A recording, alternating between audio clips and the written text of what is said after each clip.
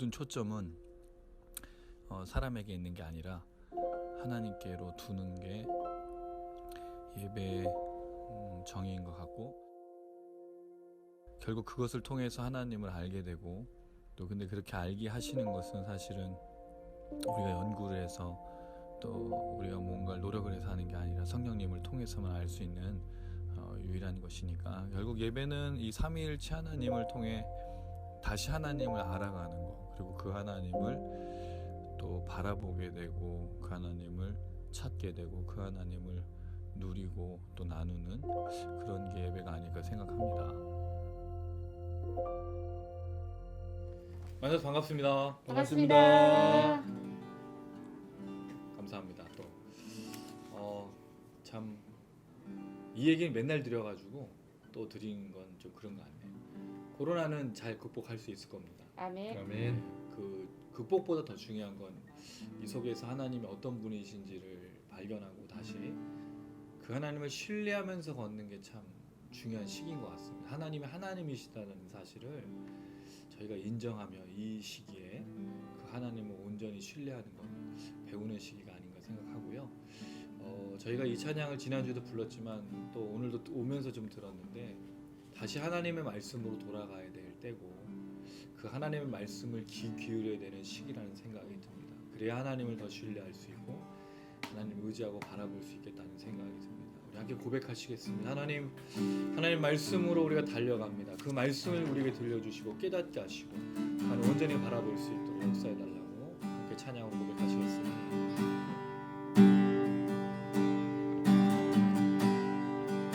우리가 살고 있는 이 세상은 주님의 손길 안 닿은 곳 없네.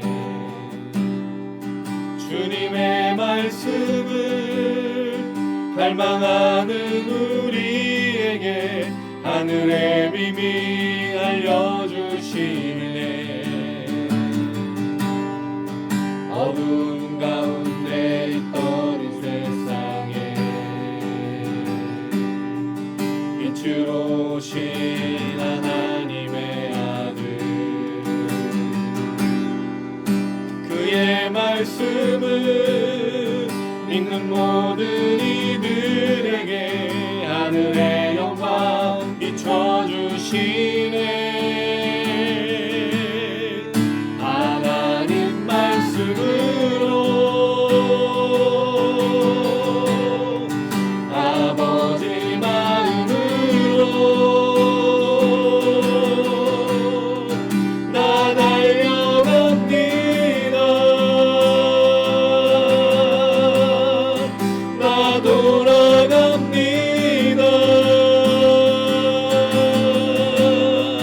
말씀이 유신되어 말씀이 내 손되어 주 나라 이곳에 주님 뜻 내 안에 이루소서.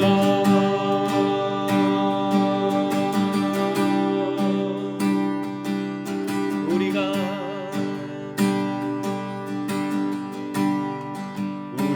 살고 있는 이 세상은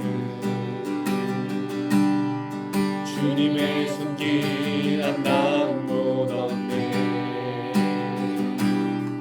주님의 말씀을 갈망하는 우리에게 하늘의 비밀 알려주시네.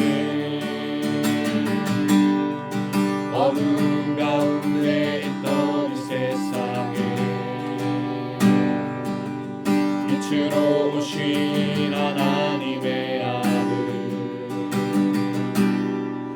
그의 말씀을 믿는 모든 이들에게 하늘의 영광 비춰주시네. 하늘은 말씀으로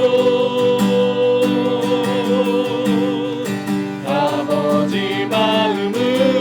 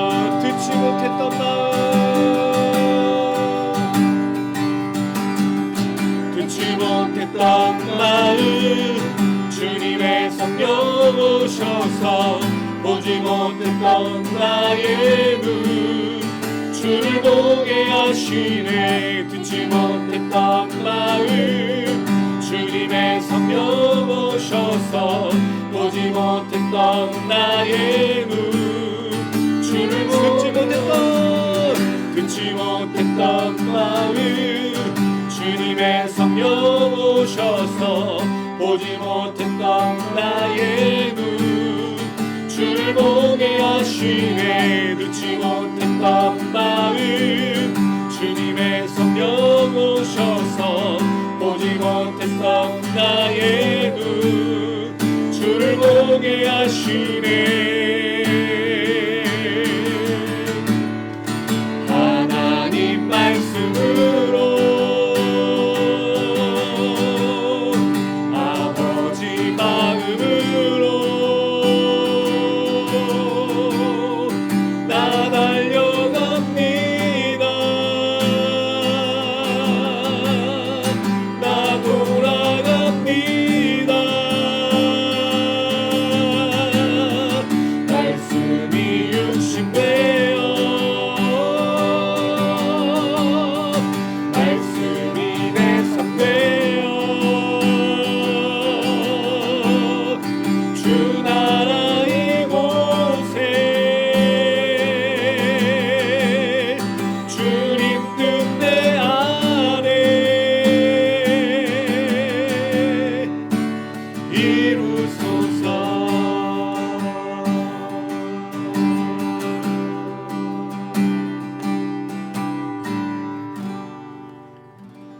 이 시간 기도하실 때 하나님의 말씀과 하나님의 마음으로 돌아가기 위해서는 성령님이 역사하셔야 됩니다.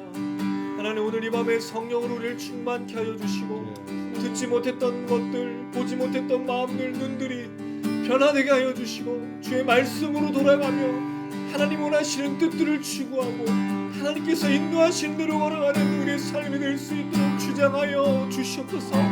당황하거나 어려워하는 것이 아니라 주의 성령으로 충만케 되어져 기도해야 될 것들을 기도하고 바라봐야 될 것들을 바라보며 깨달아야 될 것들을 깨달을 수 있는 우리 믿음과 우리 마음과 우리 모든 것 될 수 있도록 하나님 오늘 이 밤에 역사하여 주시옵소서. 아멘. 우리 주의 한번 부르고 간절한 마음으로 기도하시겠습니다.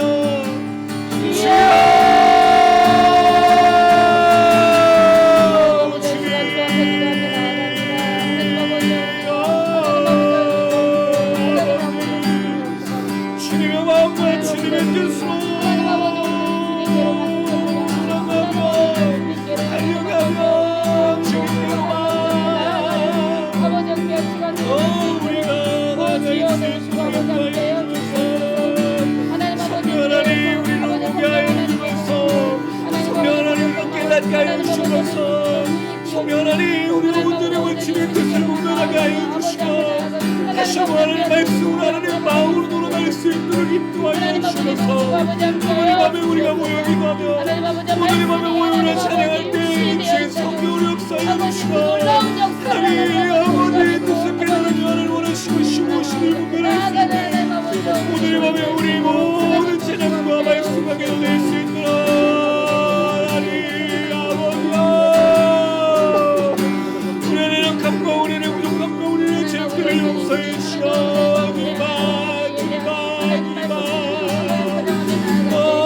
바라볼 수 있도록 도와주소서.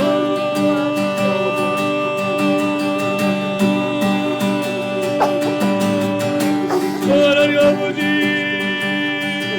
깨달을 수 있고 볼 수 있고 할 수 있는 믿음을 마음을 하나님 앞으로 향하며 신뢰하며 하나님 믿음으로 걷게 하여 주옵소서. 오늘 밤에 우리가 모든 시간들을 통해 하나님 역사를 경험하고 성령을 경험하고 깨닫고 충만케 되어서 하나님 마지막 때 우리가 감당해야 될 모든 것들을 바라보는 귀한 시간 될 수 있도록 오늘 이 밤에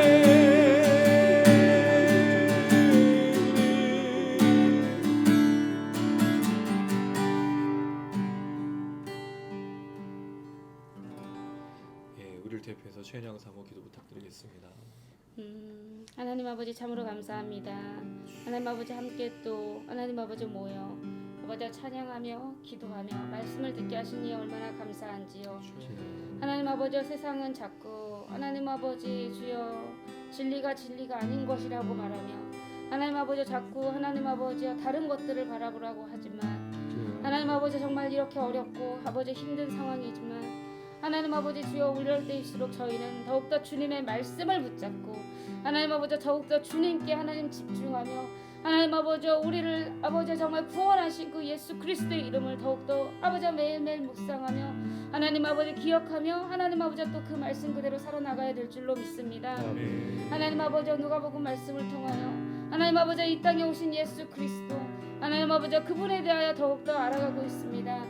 하나님 아버지 주여 말씀 속에 하나님 아버지 하늘에는 영광이요 땅에는 평화라고 말씀해 주신 그 말씀의 의미처럼 하나님 아버지 죄 가운데 하나님 아버지 하나님과 화평할 수 없었던 우리 가운데 찾아오시사 하나님 예수 그리스도의 하나님 아버지 그 죽으심을 통하여 하나님 아버지 구원된 아버지 구원받은 우리를 하나님 아버지 오늘 이 시간도 깨닫고 하나님 아버지 죄인이었던 자가 하나님 아버지 하나님께로 나아가게 될 수 있었던 그 은혜에 감사하며 나아가는 오늘 이 시간이 될 수 있도록 아버지 함께하여 주시옵소서. 하나님 아버지 이 모든 것이 하나님 아버지 내가 믿어서 되는 것이 아니고 하나님 내가 깨달아 지혜가 많아 되는 것이 아니고 하나님 아버지 성령 하나님의 도우심으로 하나님 아버지 하나님 깨닫게 되어지고 볼 수 있게 되어지고 믿게 되어질 줄로 아오니 하나님 아버지 우리 안에 내주하신 그 성령 하나님 아버지 언제나 우리를 주장하셔 주셔서 하나님 아버지 우리가 깨닫지 못할 때 깨달을 수 있는 지혜를 허가해 주시고 하나님 아버지 볼 수 있는 눈과 하나님 아버지 모든 것들을 하나님 아버지 정말 주님 성령 하나님께 의지하며 나아갈 수 있도록 주님 저희를 도우시고 인도하여 주시옵소서. 하나님 남은 시간도 주님께 하나님 모든 것을 부탁하며 나아가오니 하나님 아버지 목사님 아버지의 입술을 주장하여 주시고 저희의 마음과 저희의 듣는 귀 역시도 주님께서 주장하시고 인도하여 주시옵소서. 오늘의 모든 예배를 주님께 부탁하오며 이 모든 말씀 예수님의 이름으로 기도드렸습니다. 아멘.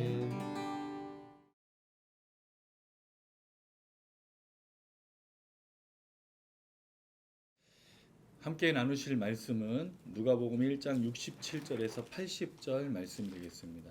누가복음 1장 67절에서 80절 한 절씩 돌아가면서 오른쪽으로 돌아가면서 읽겠습니다. 67절에서 1장 80절입니다. 제가 67절 읽고 오른쪽으로 돌아가면서 읽겠습니다. 그 붙인 사가랴가 성령의 충만함을 받아 예언하여 이르되 찬송하리로다 주 이스라엘의 하나님이여 그 백성을 돌보사 속량하시며 우리를 위하여 구원의 뿔을 그 종 다윗의 집에 일으키셨으니 이것은 주께서 예로부터 거룩한 선지자의 입으로 말씀하신 바와 같이 우리 원수에게서와 우리를 미워하는 모든 자의 손에서 구원하시는 일이라. 우리 조상을 긍휼히 여기시며 그 거룩한 언약을 기억하셨으니 곧 우리 조상 아브라함에게 하신 맹세라. 우리가 원수의 손에서 건지심을 받고 종신토록 주의 앞에서 성결과 의로 두려움이 없이 섬기게 하리라 하셨도다. 이 아이여 내가 지극히 높이신 이의 선지자라 일컬음을 받고 주 앞에 앞서가서 그 길을 준비하여 주의 백성에게 그 죄 사함으로 말미암는 구원을 알게 하리니 이는 우리 하나님의 긍휼로 인함이라. 이로써 돋는 해가 위로부터 우리에게 임하여 79절 80절은 같이 읽겠습니다. 어둠과 죽음의 그늘에 앉은 자에게 비치고 우리 발을 평강의 길로 인도하시리로다 하니라. 아이가 자라며 심령이 강하여지며 이스라엘에 나타나는 날까지 빈들에 있으니라. 아멘. 예, 재난 문자가 하루에도 몇 번씩 오죠. 확진자, 그 다음에 또 무슨 동선들, 또 계속 마스크 거리두기 잘 하라라는 그런 재난 문자가 오는데 어느 순간부터는 옛날엔 재난 문자가 막 진짜 긴장감을 주고 그랬는데 지금은 좀 그런 거는 잘 안 드는 것 같아요. 또 오늘 왔나? 오늘 딱 보고 지나가는데 코로나가 지금 벌써 2월 달에 시작돼서 벌써 지금 7월이 돼가니까 5개월 가까이 지금 돼가고 있습니다. 코로나가 거의 일상이 된 것 같아요. 근데 이런 코로나의 시기를 보낼 때 우리가 지금 또 소식을 접하는 게 뭐냐면 이 코로나 치료제가 이제 그 미국에도 뭐 사용하고 있고 우리나라도 지금 사용해서 실험도 해보고 그러는데 이게 워낙 전이가 굉장히 많이 일어나고 변화가 심해서 또 이 치료제가 쓸 수 있을까라는 그런 얘기도 하고 있는데 우리가 모르지만 지금 연구진들이랑 의료진들은 뭘 만들고 있냐면 해독제를 만들고 치료제를 만들고 있다라는 거죠. 근데 사실 그게 눈으로 보여지지가 않아요. 그게 실상으로 우리에게 실용화되고 상용화되고 우리가 맞기까지는 뭐가 필요하면 시간이 좀 필요하다는 거죠. 그럼 그 사람들은 일을 안 하고 있느냐? 뭐 노력을 안 하고 있느냐? 그건 아니에요. 이걸 왜 말씀드리냐면 하나님의 구원의 역사는 사실은 우리 눈에 다 보이는 게 아닌 겁니다. 결론은 정해져 있어요. 어떤 결론이죠? 주님이 다시 오신다라는 거예요. 그날에 심판과 또 생명책에 기록된 부활의 사건이 같이 일어날 건데 예수를 믿는 사람은 생명의 부활로, 예수를 믿지 않는 사람은 심판의 부활로 일어나게 된단 말이죠. 그게 최종적인 사건인데 그때까지 그러면 뭐가 있느냐면 하나님의 구원 역사를 그 과정 속에 볼 수도 있고 보지 못할 수도 있다라는 거죠. 이게 우리에게 조급함을 주는 것 같아요. 왜? 되어지는 일들이 보이면 하나님 역사하시고 구원 역사도 있겠구나라고 생각이 되는데 안 보이면 일어나고 있냐는 거죠. 치료제가 나올 때까지는 뭐가 필요하다는 거죠? 과정이요. 과정이 있어요. 근데 우린 그 과정을 잘 안 기다리거나 과정을 뛰어넘고 뭐만 보고 싶어 하는 거죠? 결과만요. 제가 몇 번 얘기했던 겨자씨, 이 겨자씨가 천국의 비유에 마지막에 뭐가 되냐면 공중에 나는 새가 깃드는 나무가 되어 있죠. 겨자씨가 이 나무가 돼서 새가 많이 온 거에 대해서 뭐가 있냐면 비약이 있는 게 아니에요. 겨자씨는 분명히 씨를 뿌리면 뭐가 있죠? 자라는 과정이 있어요. 근데 왜 사람들이 이 과정을 못 볼까요? 거기다 뿌린 사람이 아니기 때문에 그래요. 나중에 나무가 왜냐면 지나가다가 나무가 자라는 걸 잘 보지도 않아요.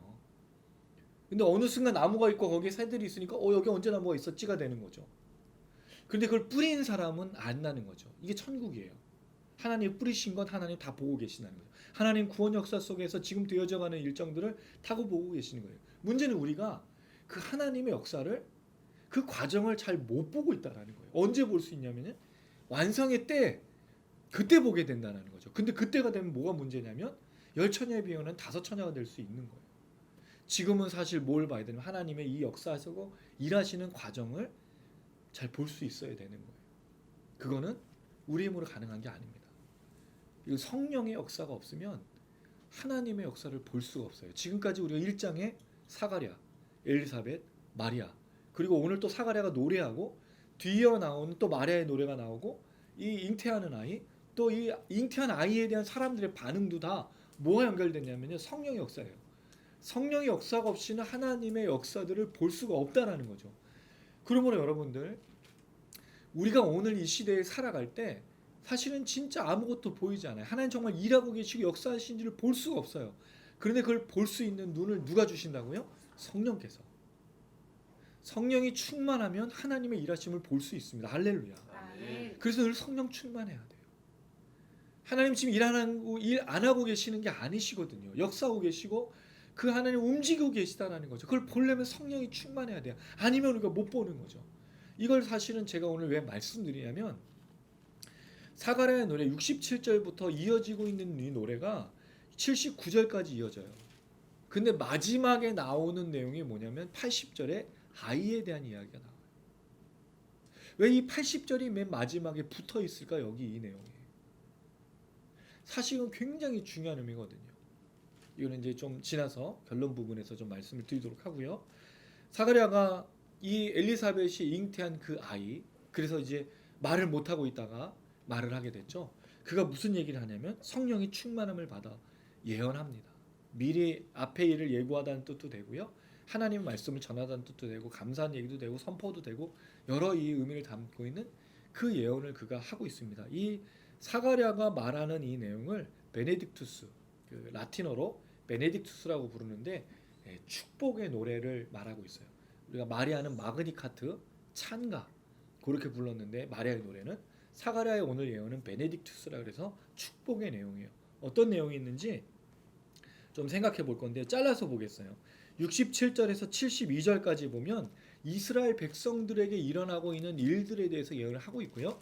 그 다음에 73절에서 79절까지 반복되는 내용이 나오고 또 거기에 누가 있냐면 이 일을 아이에 대한 얘기가 설명되고 있어요. 근데 그 아이는 그 일을 이루는 사람이 아니라 그걸 이룰 사람에 대해서 예비하고 있는 자신의 아들을 축복하는 내용이 이 79절까지 이어지고 80절에는 그 모든 상황들에 대한 정리로 끝나고 있어요.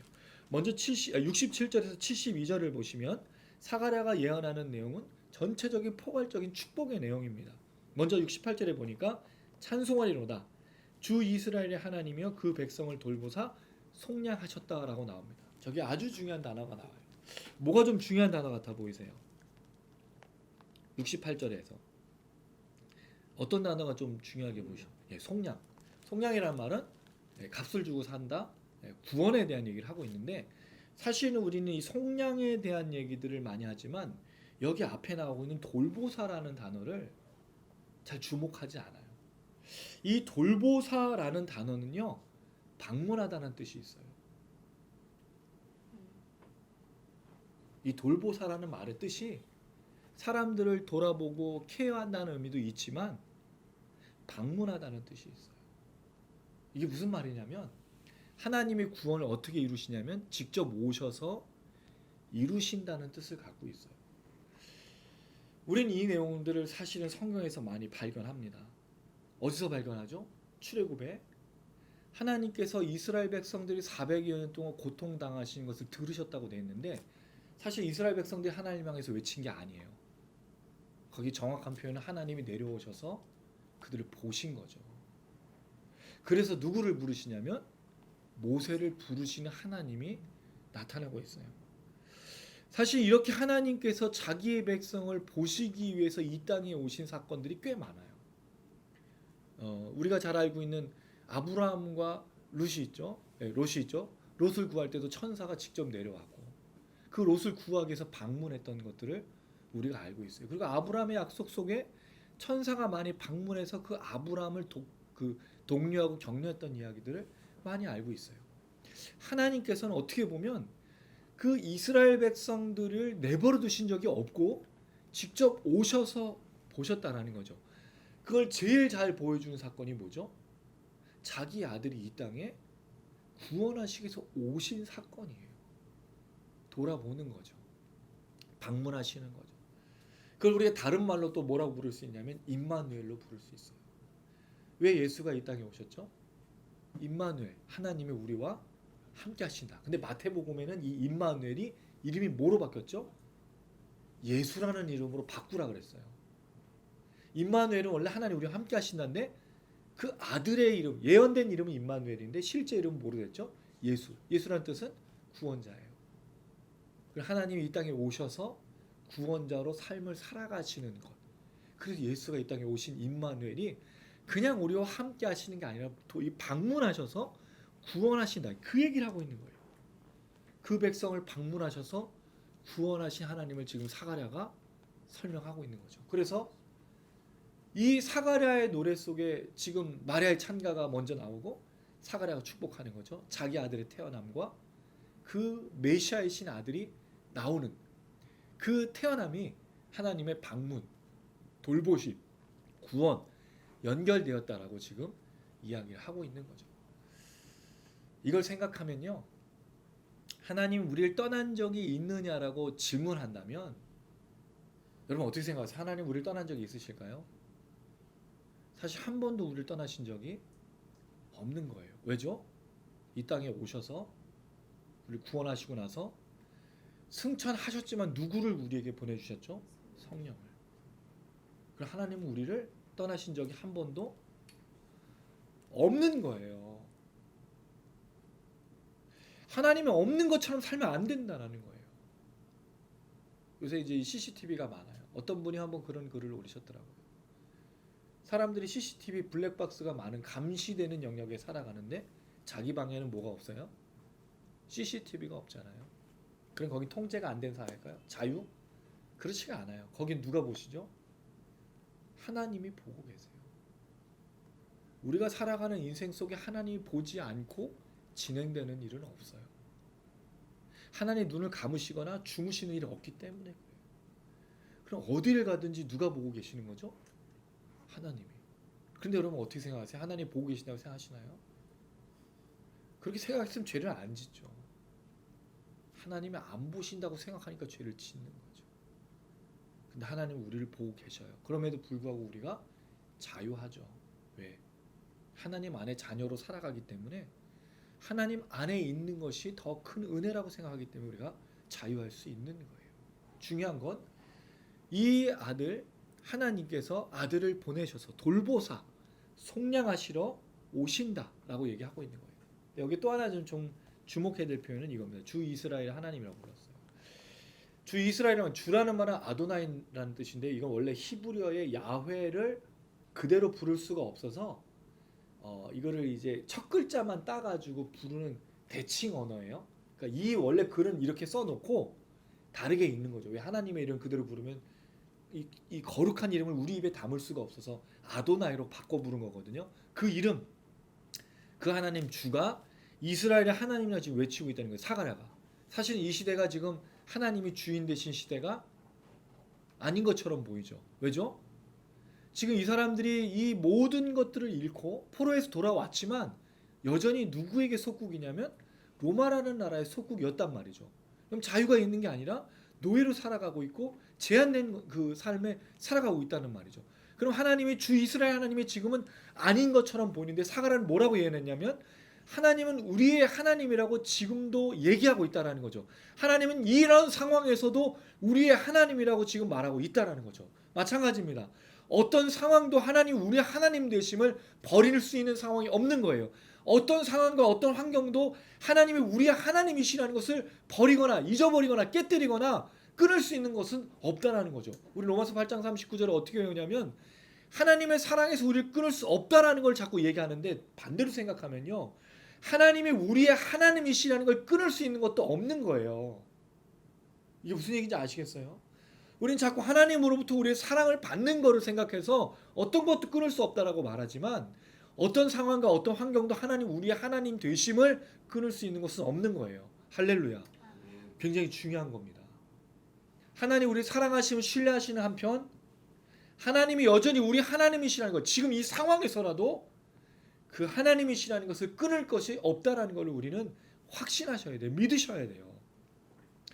내가 살아가는 형편에 따라 하나님이 하나님이시고 아니시고 내가 지금 좋은 일이 일어나면 하나님이시고 내가 만약에 나쁜 일을 경험하고 있다면 하나님이 아니시라면 그 하나님은 진짜 하나님이 아닐 수 있다는 거죠.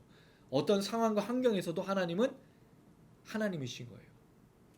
하나님은 살아 계신 거예요. 이게 로마서 8장 39절 자꾸 우리가 받으려는 거로만 생각하는데 반대로 생각해 보면 하나님은 어떤 상황 환경에서도 우리의 하나님이신 거예요. 사실 이걸 놓치면 우리의 신앙은 반쪽짜리 신앙밖에 안 되는 거예요. 왜? 하나님의 사랑이 우리에게 임하는 거로만 우리가 상황과 환경 속에서 판단하기 때문인 거죠.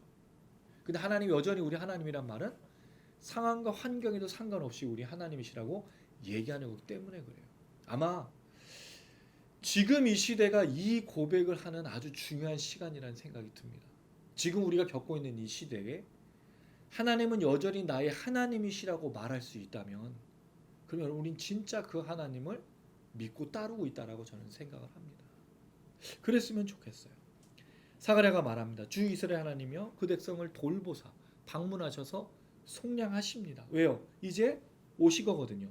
우리를 위하여 구원의 뿔을 그종 다윗의 집에 일으키셨죠. 예, 이 메시아가 이 그리스도가 어디에 집에 오고 어느 후손으로 오시는 거죠? 다윗의 후손으로. 구원의 뿔이란 말은 하나님의 능력을 말하고 있어요. 자, 여기에서 반복되는 단어가 속량, 구원이에요. 그 다음에 71절에 보니까 또 다시 구원이 나옵니다. 72절에 긍휼이 나와요. 사가랴가 말하는 내용이 뭐죠? 하나님이 긍휼을 베푸시는데 그 긍휼이 지난 시간에 말씀드렸지만 죄에서 자유케 하는 긍휼이라고 말씀드렸어요. 결국 구원인 거죠.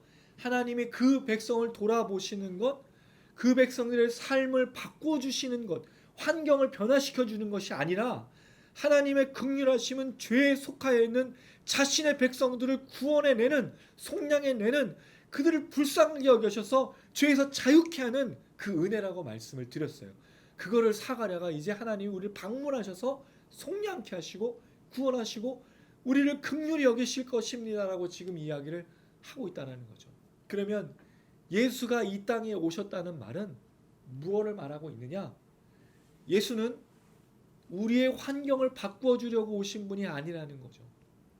제가 늘 말씀드리지만 예수 믿고 나아진 삶을 산 사람이 한 사람도 없어요. 신약 성경에. 베드로가 어부에서 바뀌어서 뭐로 바뀌었죠? 사람 낚는 어부.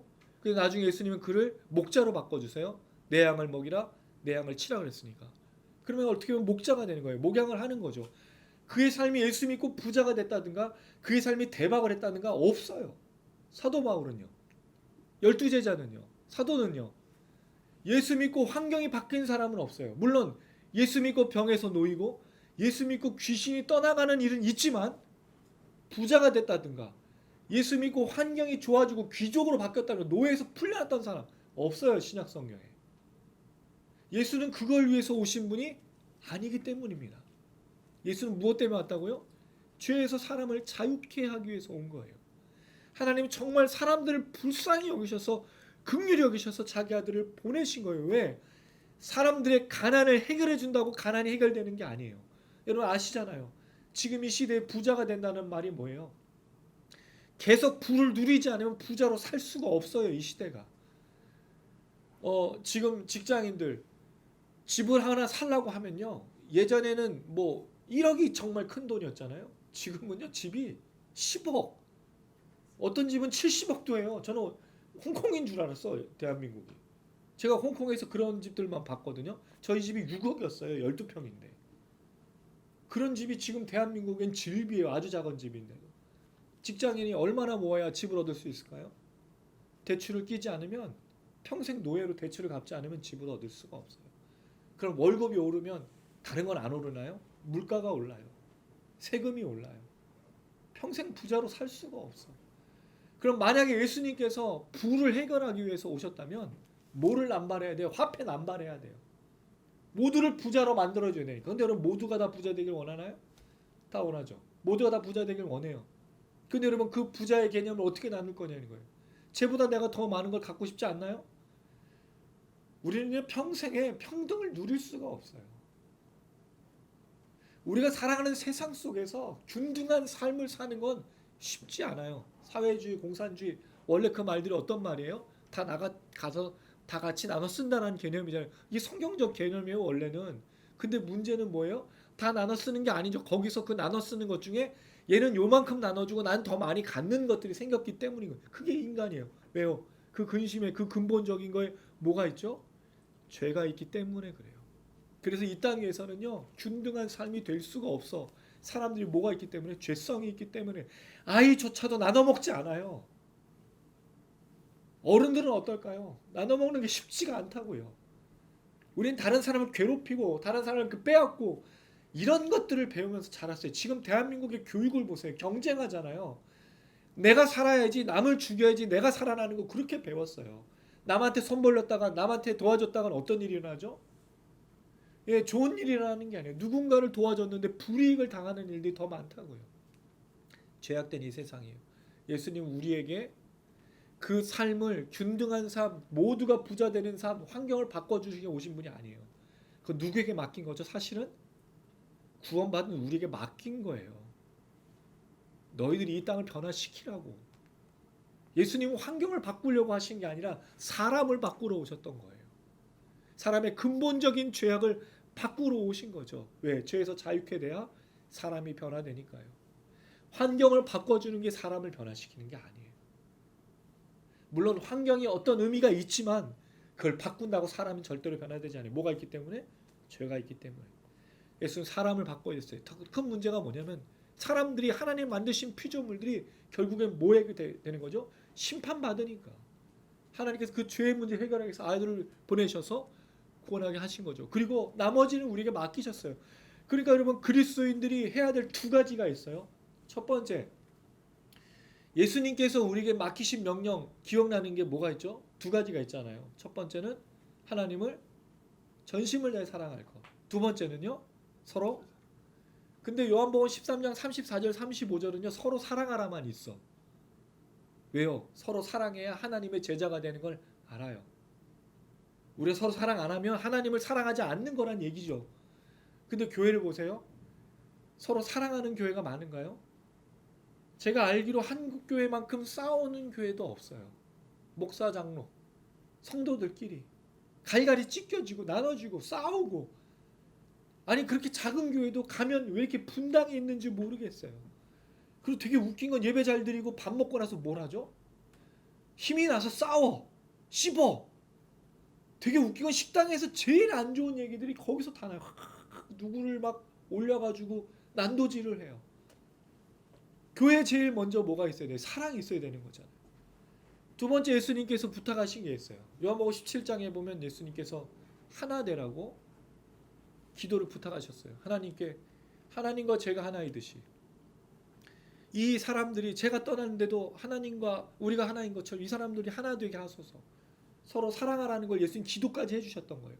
그럼 교회는 뭘 해야 되는 거죠? 서로 사랑과 하나 되는 교회가 돼야 돼. 이게 교회의 역할인 거예요. 이게 교회의 본질인 거예요. 교회는 공동체라고 늘 우리가 알고 있어요. 건물이 아니라고 늘 100번 얘기해도 해요. 문제는 서로 사랑하고 하나 되는 교회가 많지 않다는 거예요. 교회 가서 상처받고 와요. 교회 가서 아픔을 겪고 와요. 교회 가서 듣는 얘기, 교회 가서 하는 비교, 그렇게 해서 교회에서 돌아와가지고 무슨 교회에 은혜가 있고 무슨 교회를 다니겠냐. 사람들이 손가락질하죠. 왜? 교회만큼 싸우는 곳이 없으니까. 근데 서로 사랑하고 하나 되면 너희가 내 제자인 줄 알라. 세상이 너희가 내 제자인 줄 알리라. 사람들이 교회 안 올 수가 없죠. 왜? 교회에 갔는데 교회 문턱이 지금은 높지만 원래 교회의 이 문턱은요, 누구나 열려져서 누구나 들어올 수 있었어요. 죄인이 들어올 수 있는 곳이 교회였어요. 거기 무릎 꿇고 죄를 회개하고 용서해달라고 말하는, 받아들여지고 용서되어지는 곳이 교회였어요. 근데 지금은 교회에 들어가기 쉽나요? 예, 어떤 교회에 가면 어떤 수준이 있어야지 그 교회를 다닐 수 있다고 생각을 하는 거예요. 저는 그런 교회를 경험해 봤어요.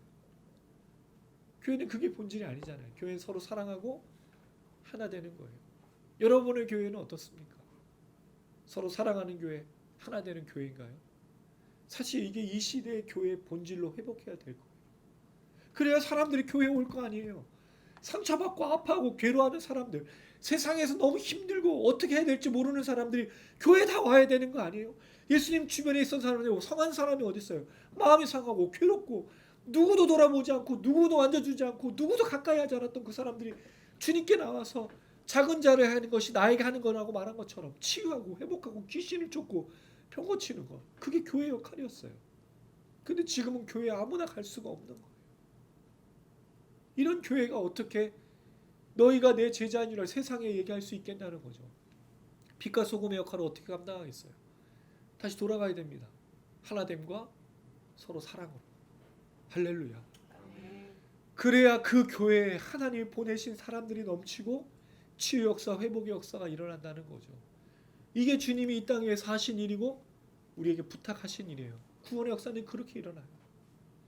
구원의 역사는 사람들을 끌어와서 그 사람들이 예수를 가리키고 죄에서 자유케 하고 구원하고 치유하고 회복하는 그 일이 반복되어 재생되어지는 것이 교회인 거예요. 그 일을 위해서 예수님께서 오신다는 걸 말해주고 있는 거죠. 하나님이 돌보셨으니까. 예수님께서 하신 말씀 중에 이와 유사한 얘기가 한 가지 있어요. 요한복음 13장 예수님께서 세족식을 하죠. 내가 선생이 되어 너에게 이런 모범을 보였으니 너희가 서로 이렇게 하라. 발 닦아주라는 얘기가 아니었어요. 서로 용납하라는 얘기였어요. 서로 품어주라는 얘기. 그리고 그 마지막 얘기가 뭐죠? 가룟 유다는 떡 조각을 받고 나가버리고 예수께서 내가 영광을 받으셨는데 너에게 부탁하는 건 서로 사랑하라였어요. 교회는 그래야 돼요. 교회는 누구나 올 수 있도록 만들어야 되고 누구나 오는 사람들을 통해서 예수를 전하고 성령을 통해 그를 회개케 시키고 구원의 역사, 긍휼의 역사가 나타나게 해야 된다는 거예요. 이게 사가랴의 예언이 그 예언이었다는 거죠. 이 말씀대로 우리가 순종한다면 교회는 이래야 되는 거예요. 이 이야기가 계속 이어집니다. 73절. 곧 우리 조상 아브라함에게 하신 맹세라. 아브라함의 언약을 말하고 있어요. 창세기 12장의 내용이 되겠죠. 놀라운 건 이 창세기 12장의 내용 속에 하나님께서 이와 유사한 내용을 보여요. 하나님이 돌보신 사건이 한 가지 있어요. 그게 뭐죠? 이삭을 바치라고 하나님께서 아브라함에게 명령했어요. 아브라함이 이삭을 데리고 갑니다. 그런데 갔더니 이삭을 죽이려는 찰나에 하나님께서 뭐라 그랬죠? 내가 너의 믿음을 이제 알았다. 네 아들 죽이면서까지 나를 사랑하는 줄 내가 알았어. 이제 그 아이 손대지 말라고 하면서 준비한 뭐가 있었죠? 여호와 이레의 순양이 있었어요. 하나님이 미리 다 준비하고 계신 거예요. 왜? 이삭으로는 죄의 문제 해결 안 되거든요. 거기 순양, 그게 뭐죠? 지금 이 시대 예수 그리스도, 사가랴가 예언한 아브라함에게 그 언약을 지키기 위해서 아브라함이 쓴 게 아니에요. 하나님이 직접 애써서 하나님이 직접 준비하셔서 그걸 받으시고 역사하시는, 결국 하나님이 내려오신 거죠. 하나님 돌보신 거죠. 하나님 방문하신 거죠. 그 구원의 역사를 이루기 위해서 하나님은 그렇게 아브라함에게 역사하셨던 거예요. 74절, 우리가 원수의 손에서 건지심을 받는다라고 말합니다. 여기 원수는 누굴까요? 이게 이스라엘 백성들하고 하나님의 이 원수의 개념이 다른 거예요. 이스라엘 백성들은 이 원수를 누구라고 생각했죠? 로마로 생각한 겁니다. 근데 그게 아니었어요.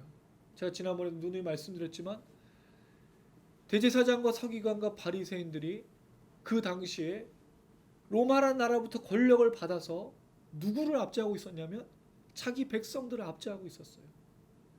이 사람들은 정말 하나님을 섬겼다면 자기 백성들을 압제하면 되지 않는 거죠. 왜? 자기 백성들 중에 노예가 나오면 풀어주라고 말했고, 그들의 죄를 사해주고 갚아주고 돌아보고 치유하는 일들을 해야 되는 건데, 이들은 이 로마라는 나라 속에서 자기들의 것을 추구하고 있었기 때문에 자기 백성이 고통당하는 것에 관심이 없었던 거예요. 이스라엘 백성들에게 로마가 원수였을 수도 있지만 하나님 볼 때는 원수가 누구였냐면 사실은 대제사장, 서기관, 바리새인. 그래서 뭐라고 부르죠? 예수님께서 이 독사의 자식들아 그랬어요. 사실 원수는 따로 있죠. 그건 사단 마귀를 말합니다. 근데 사단 마귀의 수하처럼 누가 움직이고 있냐면 대제사장과 서기관과 바리새인들이 자기 백성을 악한 길로 압제하는 길에 쓰고 있다는 거예요. 쓰이고 있다라는 거죠. 그 원수들에게서 건지실 거다. 그래서 예수님께서 누굴 만나죠? 놀랍게도 대제사장, 서기관, 바리새인을 만나지 않아요. 누가 보면 철저하게 병자들, 귀신 들린 자들, 비천한 자들, 과부, 고아, 가난한 자들을 만나면서 그들을 자유케 하시는, 그들을 돌아보시는, 그들을 속량하고 구원하시는 그 예수로 나타나고 있는 거죠. 이 땅에 오셨던 그 목적이 죄에서 자유케 하는 목적이라는 걸 한 번 더 말해줘요. 이건 예수의 탄생과도 연결되어 있습니다. 우리가 다 한 2주 후에 살펴볼 말씀인데요. 예수께서 오셨을 때 천사가 하는 그 내용, 지극히 높은 곳에는 하나님께 영광이요 땅에서는 하나님의 기뻐하심을 받은 사람들의 평화로다라는 그 말이 사실 이 의미와 연결되어 있으니 그때 가서 또 말씀을 드릴게요. 종신토록 주의 앞에서 성결과 의로 두려움 없이 섬기게 하려 예배자로 만들겠다는 거죠. 왜요? 이스라엘 백성들이 사실 원래 하나님 앞에 예배자잖아요. 근데 왜 예배자로 만들죠? 그들이 사실 지금 구원받은 하나님의 백성처럼 살고 있지 않기 때문인 거예요. 그래서 아들이 오셔서 그들을 구원하셔서 예배자로 나아갈 수 있도록 역사하실 것을 말하고 있습니다. 근데 사가랴 이 예언이 놀랍게도 예수의 사역과 굉장히 연결이 돼 있어요. 예수가 이루실 사역을 지금 사가랴가 다 말하고 있는 거예요. 앞으로 예수가 하시는 역사들은 죄에서 자유케 하는 구원 역사는 거죠. 이게 뭐가 충돌인가요? 아까 말씀드렸듯이 로마라는 나라로부터 독립해야 될 이스라엘 백성들의 그 삶과 충돌이 일어나고 있는 거예요. 예수는 철저하게 죄에서 자유케 하는 건데 사람들은, 이스라엘 사람들은 메시아를 로마라는 나라로부터 구원하는 메시아를 기다렸기 때문에 충돌이 될 수밖에 없는 거예요. 원수가 다른 거예요. 바라보고 추구하는 목적이 다른 거예요. 그렇죠. 이게 어떻게 보면 오늘 이 시대의 우리와 같지 않습니까? 예수가 오신 목적은 뭐죠? 죄에서 자유케 하고 구원하는 거예요.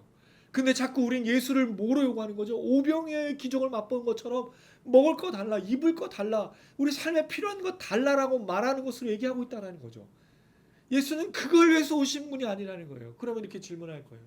그럼 예수 믿는 목적이 뭡니까? 다른 사람들도 종교를 가지고 하나님을 섬기는데 다 그런 목적이 아닙니까? 아니에요. 기독교는 예수를 믿고 하나님이 이 땅에 아들로 오시고 우리를 방문하시는 목적은 딱 한 가지밖에 없어요. 죄에서 자유케 하는 겁니다. 죄에서 구원하는 겁니다. 우리의 삶을 바꾸고 우리 환경을 바꾸기 위해서 오신 분이 아니에요. 만약 그렇게 생각하셨다면 잘 생각해 보세요. 기독교는 그런 것이 아닙니다. 기독교는 죄에서 자유케 하는 겁니다. 기독교는 죄에서 구원받는 겁니다. 죄인들이 예수 믿고 하나님 돌보신 그 놀라운 능력과 은혜 있고 긍휼을 입고 하나님의 백성으로 사는 걸 말하고 있습니다. 달라요, 여러분.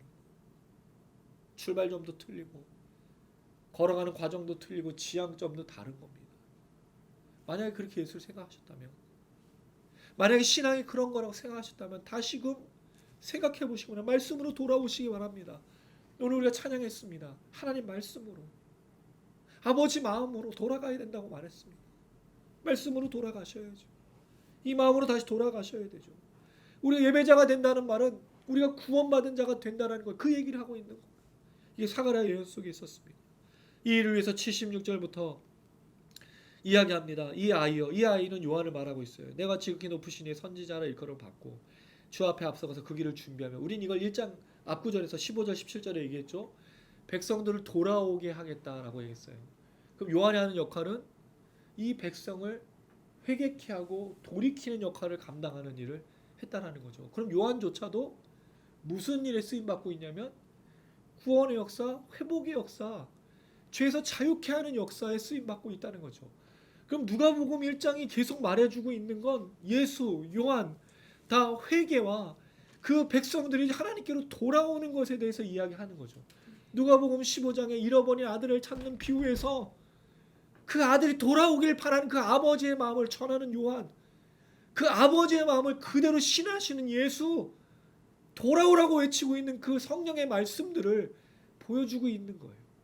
우리 돌아가야 됩니다. 하나님께로. 우리 아버지께로 돌아가야 돼요. 죄가 있으면 돌아갈 수가 없어요. 죄의 용서를 받아야 되고, 죄를 깨달아야 되고, 죄를 고백해야 되고, 회개를 해야 하나님께로 돌아갈 수 있는 거예요. 이게 누가복음 전체의 얘기예요. 이게 성경이 말하는 내용이에요. 이것이 성경이 말하는 내용입니다. 어떤 분들은 이야기를 들으면서 뭔가 불편하실 수도 있어요. 그러나 기독교는 이렇게 말하고 있고, 이렇게 얘기하고 있고, 이렇게 증거되어져서 지금까지 왔습니다. 제 이야기가 아니에요.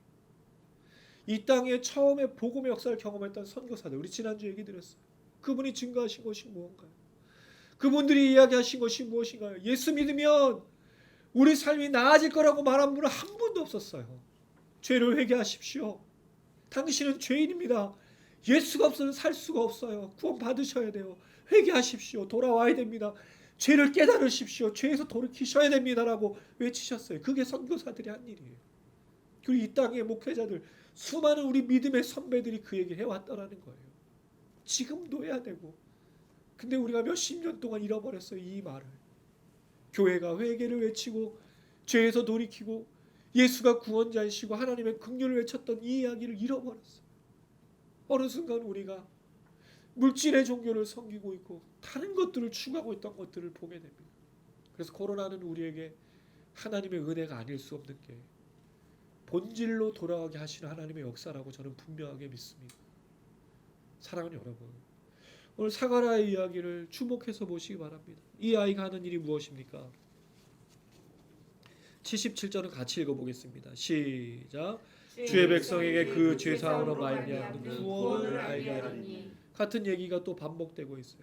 그 백성을 돌이키고 작은 자에게 돌아가 슬기로운 자에게 돌아가는 회개 역사를 이 아이가 이룰 것이다. 왜?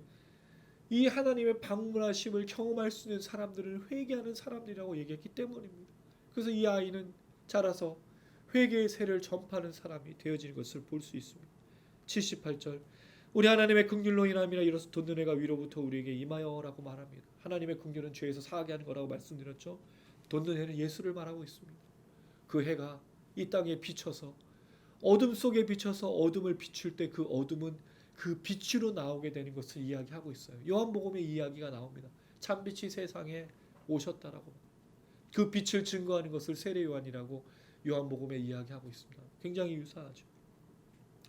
79절 어둠과 죽음의 그늘에 앉은 자에게 비치고 우리 발을 평강의 길로 인도하실 것이다 라고 말하는 것, 이 평강에 대한 이야기는 우리가 2장에 나오는 예수의 그 찬가, 그 천사들의 이야기 때 다시 한 번 더 설명을 드리기로 하고요. 80절 읽고 마치도록 하겠습니다. 80절 같이 읽겠습니다. 시작. 아이가 자라며 심령이 강하여지며 이스라엘에게 나타난 날까지 빈들에 있으리라. 아멘. 여러분 80절을 지금까지는 어떻게 읽으셨나요? 사실 이 80절은 여기에 붙기에는 되게 뭔가 안 어울려요. 왜냐하면 사가랴의 예언은 이 축복의 역사는 이스라엘 백성들의 국률이 일어나고 하나님께서 이 땅에 오신 그 예수로 나타난 큰 구원의 역사, 지금까지 기다렸던 하나님의 큰 역사를 담기에는 뭔가 좀 맞지 않다라는 거예요. 여러분 80절 어떻게 읽으셨습니까? 지금까지 이 아이가 누구죠? 요한입니다. 태어난 이 아이가 어디에 거예요? 빈들에 거예요. 물론 여기에 심령이 강해진다는 말은 성령으로 충만케 된다고 얘기하죠. 왜냐하면 세례 요한은 모태로부터 성령이 충만했거든요. 독특한 경우입니다. 세례 요한은 그래서 늘 성령이 충만해서 뭘 전하는 사람이냐면 회개의 세례를 전하는 사람이었어요. 근데 그가 간 곳이 어디죠? 빈들이었어요. 물론 이 아이는 바로 가진 않았을 겁니다. 왜냐하면 아직 어렸기 때문에 엄마 뱃속에 있었고 그 다음 나와서 아이가 자라면서 바로 빈들로 가지 않았을 거예요. 그가 아마 청년의 시기 때 나가게 됐겠죠. 그럼 그 사이에 뭐가 있었을까요? 과정이 있어요. 하나님의 구원 역사 속에 이 사가랴의 이 노래 속에 이 위대하고 이 놀라운 하나님의 국률의 역사 속에 실제로 일어나고 있는 일은 뭐죠? 아기라는 거예요. 이 아기가 자랄 때까지 기다려야 된다는 거예요. 그리고 이 아이가 빈들에 가야 된다는 거예요. 사람들이 이걸 어떻게 기다릴 수 있죠? 만약에 이 축복의 역사, 하나님의 평강의 역사, 하나님의 이 국률의 역사, 구원의 역사가 온다면, 아들이 오셨다면 바로 와야죠. 이 요한이 오는 게 아니라 하나님 직접 오셔서 그 성인의 모습으로 외치고 선포하고 치료하고 회복하고 그래야 되는 것이 맞지 않냐 이거죠.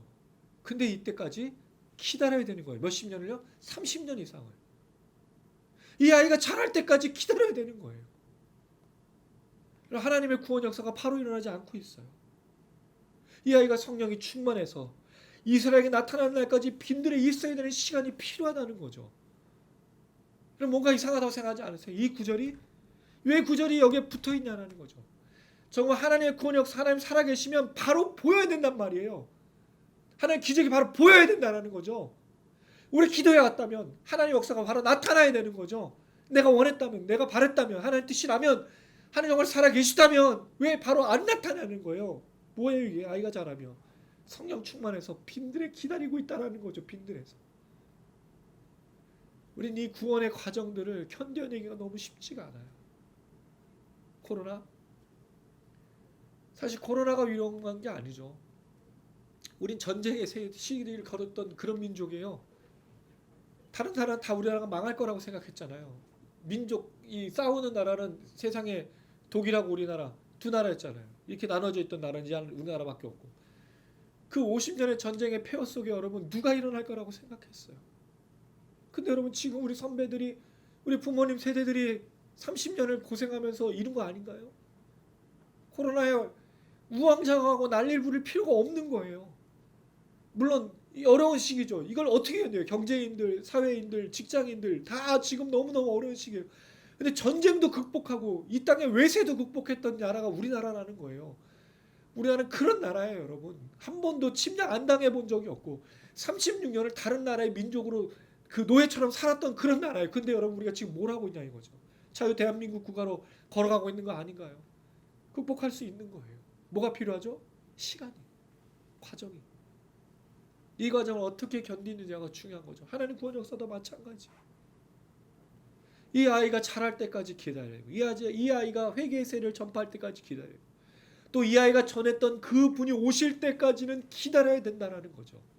구원의 역사는 이렇게 어떻게 보면 사가랴 예언을 통해서는 강력하게 나타난 이 말씀이 바로 드러날 것 같지만 사실은 아이가 자라며 빈들에 거하는 그 시간이 필요하다는 것입니다. 사랑하는 여러분, 우리 모두가 아마 다 이 시기를 겪고 있는지 모르겠습니다. 주님의 구원의 역사가 이루어질 때까지 기다리는지도 몰라요. 제가 우리 형 얘기를 자주 드렸어요. 저희 형을 구원하기 위해서 물론 저희가 한 건 아니지만 15년이라는 시간이 흘렀어요. 사람 하나 구원하는데 하루가 아니라 15년, 20년, 30년도 걸리기도 해요. 어떨 때는 내 때에 보지도 못할 수도 있어요. 그럼 여러분 우리가 포기하나요? 아닙니다. 우리는 아이가 자라며 성령으로 충만해지고 빈들에 거해서 그 외친 소리가 나올 때까지는 기다려야 되는 거예요. 언제가 될지 모릅니다. 지태형도 늘 얘기하고 있어요. 3년의 시간 동안 말씀으로 훈련받은 것들을 되돌아왔고 이제 앞으로 몇 년 더 이거를 한다야 될지 몰라요. 우리 때에 일이 일어나지 않을 수도 있다라는 거죠. 근데 제가 믿는 건 우리에게 주신 말씀과 비전과 뜻이 있다면 하나님 분명히 일하실 거라는 거죠. 그리고 그때까지 우리는 성령으로 충만해서 빈들에 거행할 필요가 있을 수도 있어요. 그리고 외치지 못할 수도 있죠. 우리 다음에 누군가가 외칠 수도 있는 거예요. 조급해할 필요도 없고 하나님의 때를 앞당기기 위해서 애쓸 필요도 없어요. 그건 하나님이 제일 잘하시기 때문에 하나님의 때에 맞춰서 걸어가면 돼요. 어떤 분들은 이런 이야기가 되게 힘들 수도 있어요. 기다려야 되니까, 인내해야 되니까, 오래 참아야 되니까. 근데 여러분, 하나님의 구원 역사가 그래요. 기다려야 되고 성령 충만한 채로 빈들에 가기도 하고 외칠 때까지, 또 외치고 바로 오는 게 아니고 외친 다음에 오셨을 때, 또 예수님이 이 땅에 당하신 그 고난도, 그런 시간들도 있는 거예요. 그러니까 여러분, 우리에게 일어나고 있는 이 모든 시간들 속에서 조급해하거나 걱정하거나 염려할 필요 없이 하나님은 살아계시고 이 구원의 역사를 지금도 이루어 가신구나라고 믿고 온전히 순종해야 될 줄로 믿습니다. 그 믿음으로 날마다 걸어가시는 우리 단장님이와 모든 지체들, 또 시청하시는 분들 되시기를 주님의 이름으로 축원합니다. 아멘. 예, 또 우리 말씀 또 기억하면서 또 같이 찬양하고 기도했으면 좋겠습니다. 우리가 살아가는 인생 속에 기다려야 된다는 것, 그리고 성장하고 빈들에 있다가 외치는 그 과정을 겪는 게 정말 쉽지 않습니다. 아이는 바로 어른이 될 수가 없어요. 청년이 되고 청소년이 되는 과정이 있거든요. 근데 우리는 사실 그거를 자꾸 놓치고 바로 무언가를 이루려고 할 때가 참 많은 것 같습니다. 이 코로나 시기에 우리가 걸어야 될 시간들을 잘 기억하면서 흔들리지 않는 믿음으로 또 주님을 바라보았으면 좋겠고요. 우리 주신 믿음 안에서 이 찬양을 하고 앉아리 기도하고 오늘 마치면 좋겠습니다. 하나님, 우리가 흔들리지 않게 하시고 주님 주신 이 믿음으로 모든 걸 감당하고 승리할 수 있도록 우리 힘을 주시고 능력 주시고 은혜 주실 수 있도록 같이 한번 고백합니다. 나보다 먼저 사랑하신 주님의 열심으로 십자가 사랑 구원의 주 내게 믿음 주셨네. 보다 먼저 사랑하신 주님의 언신으로 말의 능력 영원한 삶 내게 믿음 주셨네. 나의 눈앞에 주님 볼 순 없어도 내 삶을 이끄시는 주를 믿네. 주신 믿음 안에서 나는 예배하리. 주신 믿음 안에서 담대히 찬양해. 주신 믿음 안에서 예수를 함께 하소서. 주신 믿음 안에서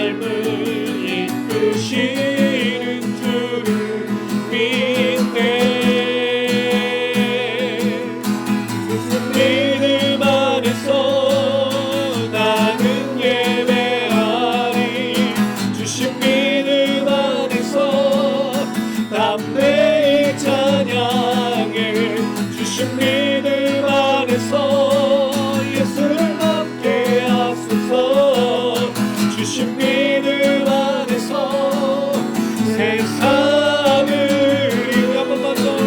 주신 믿음 안에서 주신 믿음 안에서 나는 예배하니 주신 믿음 안에서 담대히 찬양해 주신 믿음 안에서 예수를 함께 하소서 주신 믿음 안에서 세상을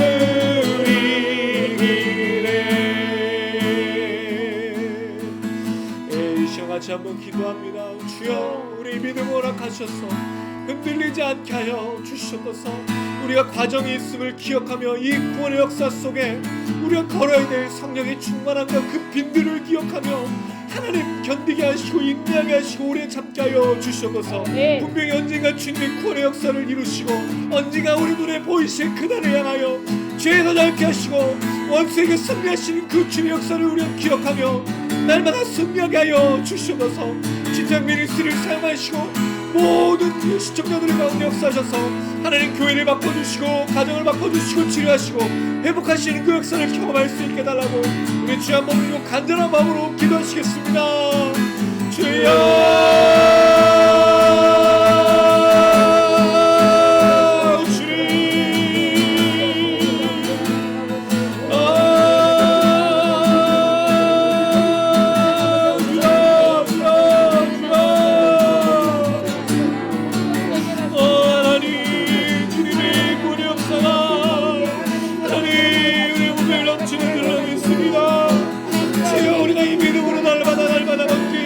잡아주셔서 흔들리지 않는 믿음을 주셔서 주님의 신 믿음 안에서의 모든 감당할 수 있도록 역사해 주시는 줄로 믿습니다.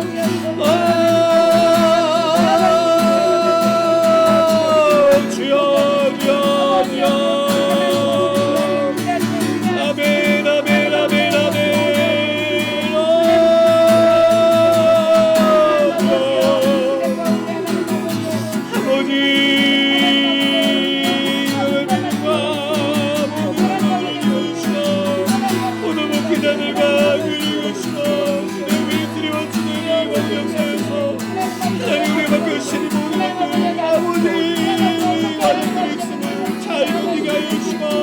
주님의 구원의 역사를 이룰 때까지 우리가 믿음으로 몰아가게 해주셔서 주여 이겼습니다. 능력이었습니다. 의도하지 않으며 이 감당할 수 없사오니 오늘의 성령 역사에 주시고 주님 분들을 위해서 우리 감당할 수 있는 우리 모두 얻을 수 있는 도와주고 잡아주셔서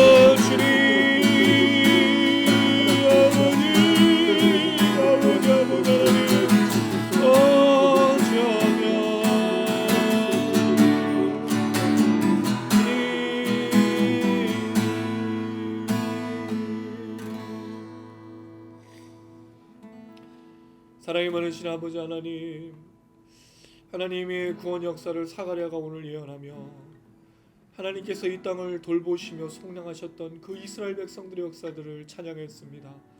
하나님 그렇게 그들을 방문하셔서 그들의 소리를 들으시고 그들을 죄에서 자유케 하신 것을 우리가 봅니다. 또한 그 역사가 오늘 이 시대에 예수를 믿는 자들에게 동일하게 나타나는 줄로 믿습니다. 우리를 긍휼히 여기시고 우리를 구원하시고 우리를 돌보셔서 이 땅에 방문하신 그 하나님을 우리가 기억하게 하여 주시고 그 믿음 안에서 날마다 살아갈 수 있도록 하나님 도와주시옵소서. 하나님 일 가운데 우리 지투앤 미니스트리와 교회를 부르셨사오니 하나님 마지막 때에 빙들에가 거하며 성령의 충만함이 되어 이 땅 가운데 사람들을 돌이키고 아버지의 긍휼을 전하고 구속과 그 구원을 전하는 그 입술로 삼으심을 감사드립니다. 그 과정들이 있음을 우리가 기억하며 하나님 우리가 잘 걷게 하여 주시옵소서. 아멘. 하나님 믿음이 필요합니다. 인내가 필요합니다.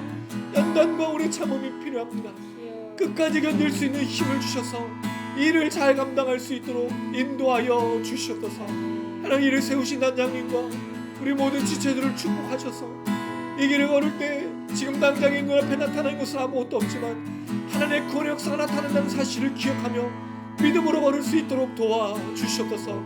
더불어 영상을 시청하시는 많은 분들, 이 땅의 교회와 성도들이 주의 역사들을 기억하며 하나님 인내하게 하여 주시고 오래 참게 하여 주시고 빈들에가 거하며 그 모든 가정들을 잘 견딜 수 있도록 인도하여 주시옵소서. 하나님 아기가 태어나고 아기가 자라고 그 아이가 성장하는 시간이 필요하듯이 하나님의 구원의 역사 속에 이 은혜가 있는 줄로 압니다. 주여 우리가 이 마음으로 우리가 맡기신 이 모든 역사들을 기억하며 구원을 감당할 수 있도록 축복하여 주시옵소서. 이 나라의 교회와 성도들과 목회자들과 이 나라의 수많은 사람들이 그렇게 회복되어질 날을 기억하고 있사오니 기대하고 있사오니 주여 속히 임하여 주시고 그때까지 믿음으로 걸어갈 수 있도록 하나님 축복하여 주시옵소서. 아멘. 감사드리며 예수님의 이름으로 기도드렸습니다. 아멘. 가슴에 손 얹으시기 바랍니다. 지금은 우리 주 예수 그리스도의 은혜와 하나님 아버지의 무한하신 사랑과 성령의 교통의 인도 충만하심이 오늘 이 시간 하나님께서 주셨던 사가랴의 그 놀라운 축복의 말씀 속에 하나님의 나라와 구원의 역사가 반드시 일어날 것을 믿고 아이가 자라며 성령이 충만하여 빈들에가 거하는 그 모든 과정 속에 인내하기를 다짐하는 우리 모든 지체들 머리머리 위에 시청하시는 분들 위해 이 나라의 교회와 모든 성도들 위해 이제로부터 영원토록 함께 계실지어다. 아멘. 아멘.